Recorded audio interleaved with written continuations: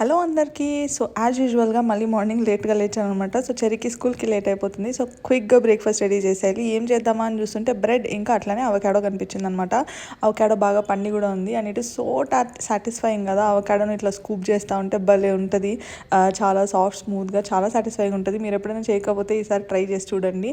And అవకాడోతో ఏం చేస్తున్నాం ఈరోజు బ్రేక్ఫాస్ట్కి అంటే అవకాడో టోస్ట్ చేస్తున్నాం అనమాట. It is very simple and easy. అవకాడోని ఇట్లా తీసుకొని మ్యాష్ చేసేసుకొని దాంట్లోకి ఉప్పు, చిల్లీ ఫ్లేక్స్, ఇంకా పెప్పర్ కావాలంటే పెప్పర్, అట్లనే ఇంకా మీకు కావాలంటే ఆనియన్స్ ఇంకా టొమాటోస్ కూడా చిన్నగా కట్ చేసేసుకొని వేసుకోవచ్చు అనమాట.